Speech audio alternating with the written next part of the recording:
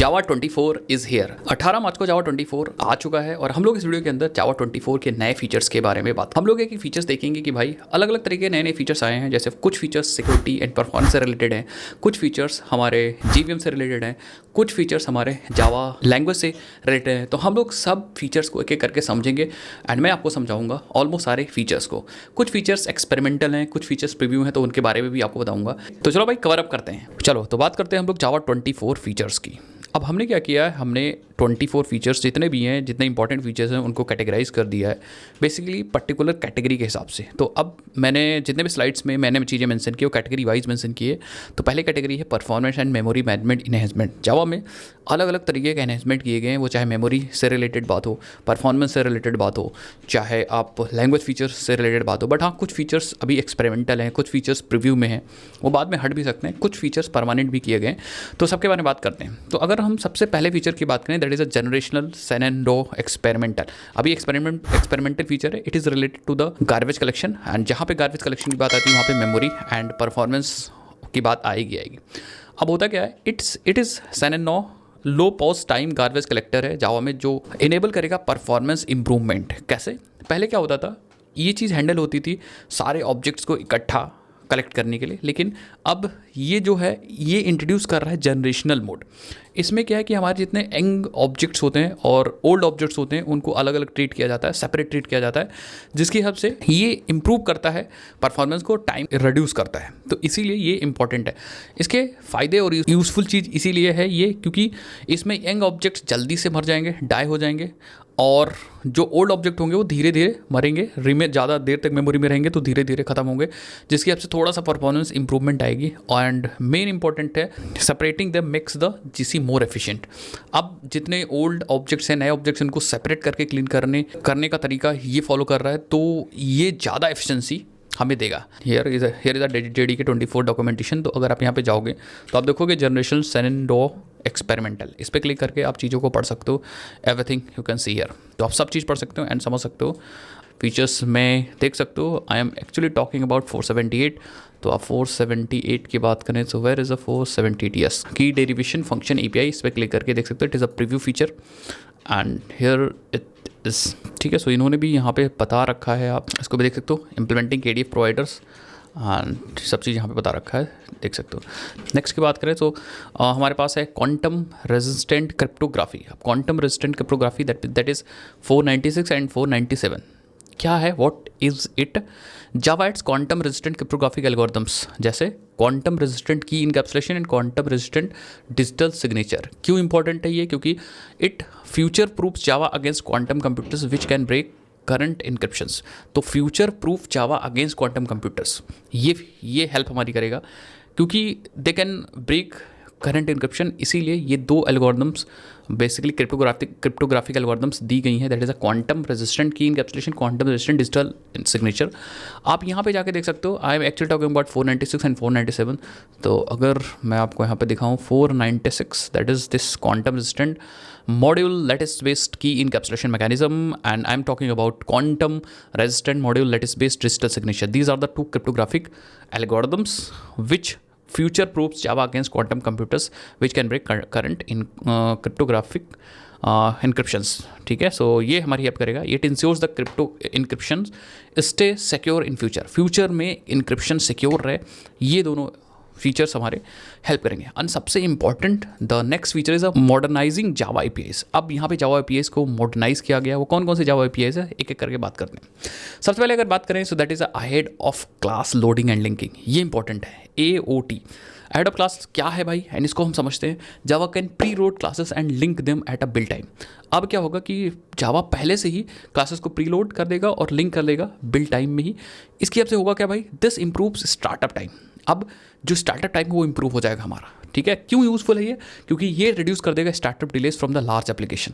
So it is very important. मतलब इसकी help से अब जो शुरुआती दौर में जो डिले होता था वो इंप्रूव हो जाएगा, क्योंकि ये पहले से प्री लोड कर देगा क्लासेस एंड लिंक कर देगा at the build time. Actually I am talking about the feature that is अ 483। तो आप यहाँ पे देख सकते हो ahead of time class loading and linking, ये इस फीचर की मैं बात कर रहा हूँ।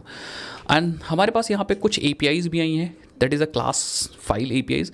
अब इसकी हेल्प से होगा क्या, क्लास फाइल APIs की हेल्प से अब हमारे पास नई क्लासेस या नई एपीआईज हैं जिसकी हेल्प से हम क्लासेस को रीड, मॉडिफाई, राइट बहुत आसानी से कर सकते हैं विदाउट थर्ड पार्टी टूल्स। अब हमें थर्ड पार्टी टूल्स की कोई भी ज़रूरत नहीं है और हम बहुत आसानी से क्लासेस को मैनिपुलेट कैसे कर सकते हैं, रीड कैसे कर सकते हैं, मॉडिफाई कैसे कर सकते हैं और राइट कैसे कर सकते हैं, ये सब चीज़ें बहुत आसानी से और हम कर पाएंगे। अभी मैं थोड़ा सा एग्जाम्पल भी आपको देता हूँ।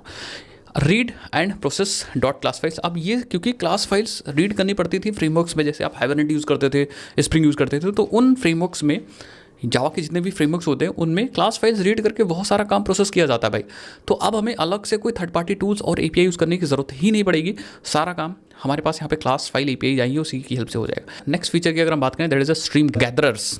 अब हमारे पास स्ट्रीम गैदरर्स आ गए। यस, जो हमारे पास स्ट्रीम एपीआई थे उसके अंदर स्ट्रीम गैदरर्स बनाए गए। क्यों, क्या है, पहले जी ये बात कर लेते हैं। Enhances Java stream with gatherers to collect data more efficiently. अब स्ट्रीम बेसिकली यूज़ होती थी डेटा कलेक्शन ऑफ डेटा के ऊपर स्ट्रीम्स यूज़ होती थी उसको ऑपरेशंस को परफॉर्म करने के लिए। देन वहाँ पे हम डेटा को कलेक्ट भी करते थे कलेक्टर्स वगैरह का यूज़ करके। बट अभी हमारे पास स्ट्रीम गैदरर्स हैं जिससे हम और एफिशिएंटली डेटा को कलेक्ट कर सकते हैं। एंड ये एपीआई काफ़ी ज़्यादा यूज़फुल होने वाली है क्योंकि जब हम बड़े एप्लीकेशंस में स्ट्रीम एपीआई यूज़ करते हैं तो बहुत ज़्यादा काम हमें करना पड़ता है। नेक्स्ट अगर फीचर की बात करें, that is a JVM Java virtual machine changes. अब जेवीएम में बहुत सारे चेंजेस किए गए हैं, उसके बारे में थोड़ा हम लोग समझ लेते हैं। जैसे for example compact object header, ये भी एक्सपेरिमेंटल फीचर है and actually I am talking about 450।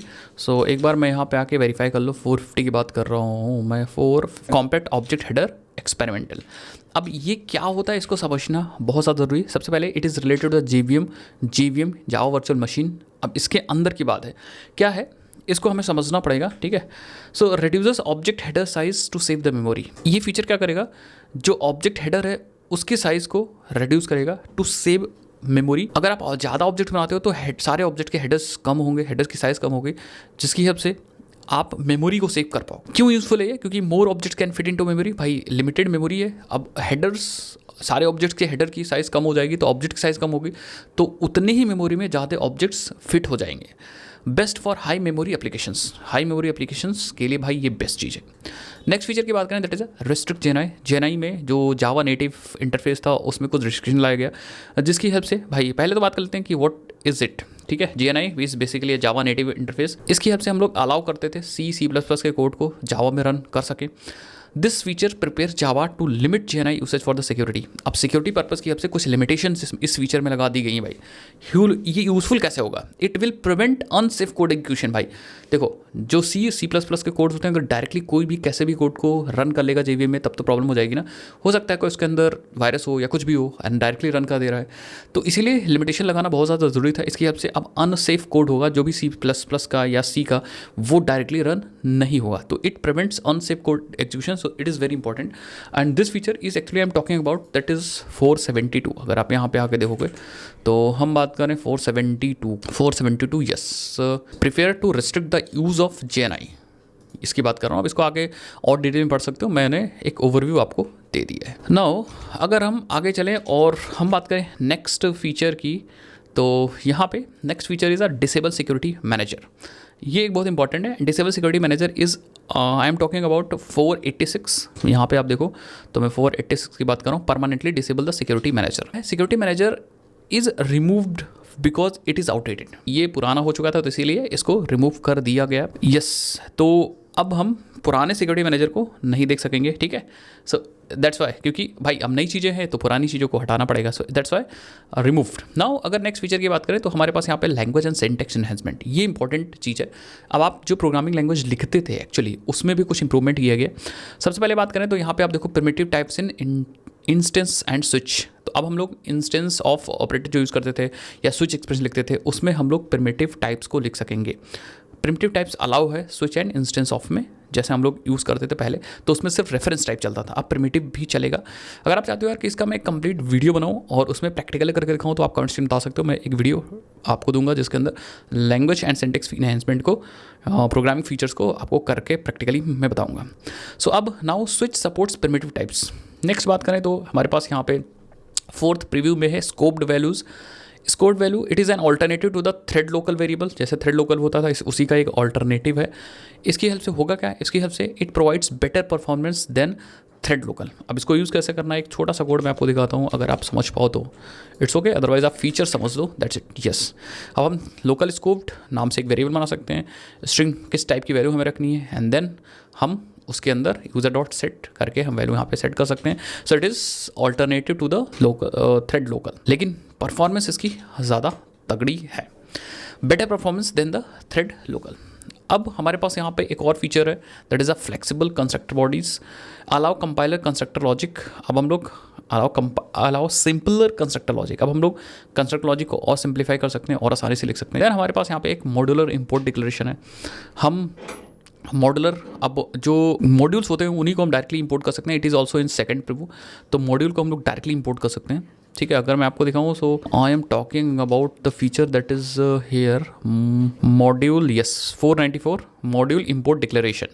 It is a second preview, ये भी अभी प्रीव्यू में है, तो आप यहाँ पे से एक चीज़ देख लीजिएगा कौन सा वर्जन, कौन सा फीचर प्रीव्यू में है, कौन सा फीचर प्रीव्यू में नहीं है। तो यहाँ पे इन्होंने पूरा गोल वगैरह लिख रखा है कि simplify the use of the modular libraries, तो जितनी मॉड्यूलर लाइब्रेरीज हैं उनको सिंप्लीफाई करेगा, एंड बेसिकली करेगा कि अगर हमारा कोई एप्लीकेशन है जो कि नॉन मॉड्यूलर है, तो हम मॉड्यूलर वाले कोड को डायरेक्टली यूज़ कर सकते हैं। So this is actually main cheese of this feature. अगर आप यहाँ पे देखो तो इन्होंने एक एग्जांपल भी दिया होगा कि डायरेक्टली मॉड्यूल को इंपोर्ट करना है। यस, आप देख सकते हैं यहाँ पे import module and then module, अपने कोड के अंदर डायरेक्टली या मॉड्यूल को इंपोर्ट करके एंड देन फाइनली यूज़ कर सकते हो, ये बता रहा है ये feature, and it is in preview. और एक चीज़ मैं आपको और बताऊँगा, इसकी जो हम लोगों ने फ्लेक्सिबल कंस्ट्रक्टर बॉडी पढ़ी थी, वो फीचर जो हमारा है दैट इज़ अ जेप या 492। तो अगर आप यहाँ पे आओ देखोगे 492, यस फ्लेक्सिबल कंस्ट्रक्टर, ये भी थर्ड प्रीव्यू है। So this is also third preview, तो ये भी प्रीव्यू में ही है अभी। ठीक है, अगर आप देखोगे यहाँ पे, आप देखोगे तो समरी वगैरह देख सकते हैं, यहाँ पे इन्होंने सब चीज़ बता रखा है। एंड गोल क्या है, reimagining the role of the constructor in the process of the, ठीक है, introduce 2 distinct phases in the constructor body, 2 phases और दिए गए इसके अंदर, प्रोलॉग एंड एक होता है epilogue, execute after the super class. ठीक है, तो इसके बारे में थोड़ा सा हम लोग बात करेंगे नेक्स्ट वीडियोज़ के अंदर, अगर आप लोग कहोगे कमेंट्स के में तो इसके बारे में हम बताएंगे। इन्होंने 2 फेजेस बेसिकली दिए गए हैं, एक प्रोलॉग एंड एपीलॉग, उनका एग्जीक्यूशन अलग अलग चीज़ों पे होगा, और यहाँ पे उन्होंने बता भी रखा है एग्जाम्पल, अगर ढंग से हम लोग कर सकें तो। ठीक है, एंड देन हम एक और जो फीचर था हमारे पास that is a scoped value, वो भी हमारा फोर्थ प्रीव्यू में है, primitive type in instance of and switch. ये देखते हैं एक बार प्रीव्यू में है कि नहीं है। सो लेट मी सी, 488 की मैं बात कर रहा हूँ, 488 यहाँ पे अगर आके देखें, yes, so it is a second preview. ठीक है, तो आ गया था, बट ये सेकंड प्रीव्यू है, आगे आने वाले वर्जन्स में हो सकता है इसको फाइनल कर दिया जाए। तो हम लोग आगे बढ़ते हैं and let's talk about the next feature that is a linking run time image without JMOD. तो अब बिना जेमोड के हम लोग रन टाइम इमेज को डायरेक्टली लिंक कर पाएंगे। ठीक है, तो ये भी एक फीचर है जो दे दिया गया है। नेक्स्ट की बात करें तो हमारे पास यहाँ पे structured and concurrency and threading से रिलेटेड बहुत सारे फीचर दे दिए गए, जैसे स्ट्रक्चर्ड, हमारे पास यहाँ पे स्ट्रक्चर्ड कॉन्करेंसी है।